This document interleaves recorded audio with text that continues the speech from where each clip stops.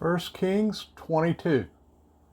And they continued 3 years without fighting between Aram and Israel.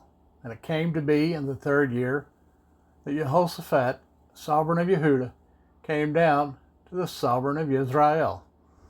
And the sovereign of Israel said to his servants, "Do you know that Ramoth in Gilead is ours, and we are keeping silent from taking it out of the hand of the sovereign of Aram?"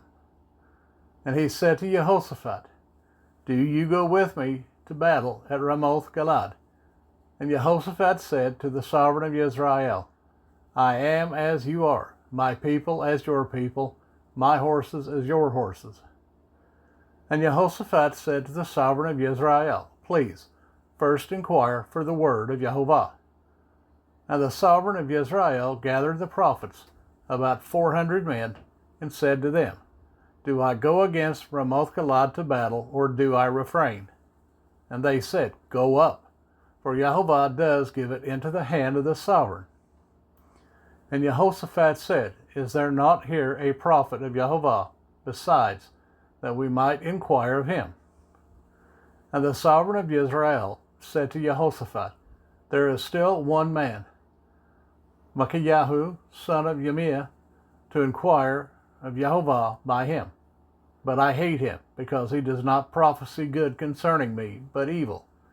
And Jehoshaphat said, "Let not the sovereign say so." So the sovereign of Israel called an officer and said, "Bring Micaiah, son of Yemla, at once." And the sovereign of Israel and Jehoshaphat, sovereign of Judah, were sitting each on his throne, dressed in their robes, at a threshing floor at the entrance of the gate of Shomeron. And all the prophets were prophesying before them. And Sidkiah, son of Cananiah, made horns of iron for himself, and said, "Thus said Jehovah, with these you push the Arameans until they are destroyed." And all the prophets were prophesying so, saying, "Go up to Ramoth Gilead and prosper, for Jehovah shall give it into the hand of the sovereign." And the messengers who had gone to call Micaiah spoke to him, saying, "See now, the words of the prophets with one mouth are good towards the sovereign. Please let your word be like the word of one of them, and you shall speak good." And Micaiah said, "As Jehovah lives, whatever Jehovah tells me to say, that I speak." And he came to the sovereign, and the sovereign said to him, "Micaiah, do we go against Ramoth Gilead to battle, or do we refrain?" And he answered him, "Go and prosper, for Jehovah shall give it into the hand of the sovereign." And the sovereign said to him, "How many times have I made you swear that you do not speak to me, except the truth in the name of Jehovah?" So he said, "I saw all Israel scattered on the mountains, as sheep that have no shepherd. And Jehovah said, These have no master. Let every one return to his house in peace." And the sovereign of Israel said to Jehoshaphat, "Have I not said to you that he would not prophesy good concerning me, but evil?" And then he said, "Therefore hear the word of Jehovah. I saw Jehovah sitting on his throne, and all the host of the heavens standing by him, on his right and on his left. And Jehovah said, Who shall entice Ahab to go up and fall at Ramoth Gilead? And this one said this, and another said that. And a spirit came forward and stood before Jehovah, and said, Let me entice him. And Jehovah said to him, In what way? And he said, I shall go out and be a spirit of falsehood in the mouth of all his prophets. And he said, Entice him, and also prevail. Go out and do so.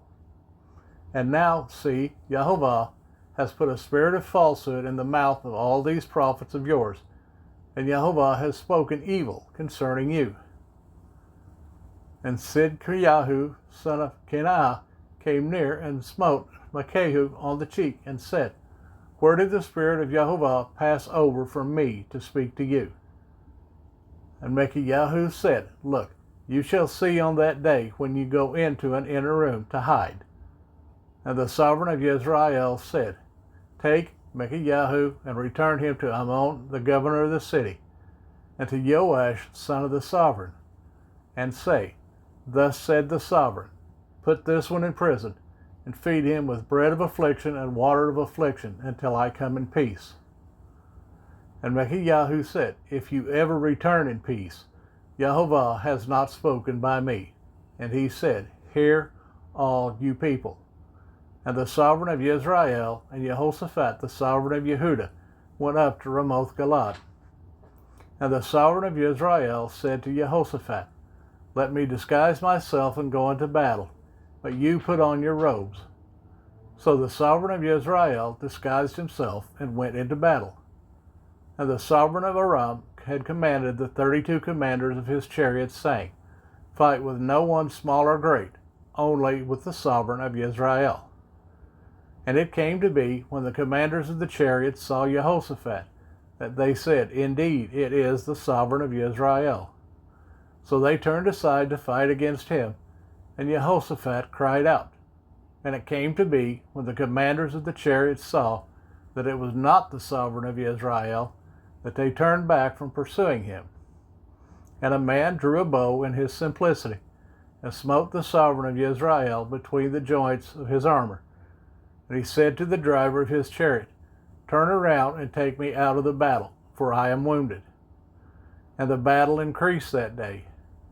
And the sovereign was propped up in his chariot, facing the Arameans, and died at evening. And the blood ran out from the wound onto the floor of the chariot. And as the sun was going down, a shout passed through the camp, saying, Each to his city, each to his land. So the sovereign died and was brought to Shomeron, and they buried the sovereign in Shomeron. And when the chariot was washed at a pool in Shomeron, the dogs licked up his blood, where the whores bathed, according to the word of Jehovah, which he had spoken.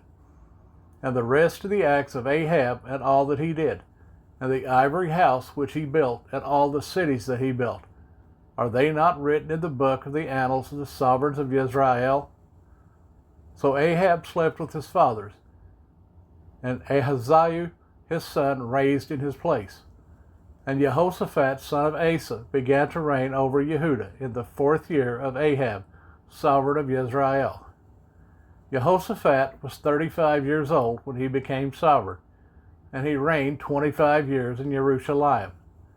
And his mother's name was Azubah, the daughter of Shilhi. And he walked in all the ways of his father Asa. He did not turn aside from them, doing what was right in the eyes of Jehovah.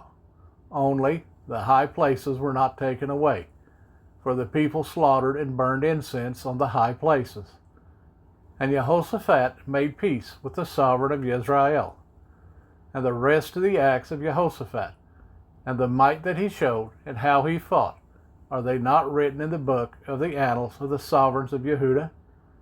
And the rest of the cult prostitutes, who remained in the days of his father Asa, he cleared out from his land.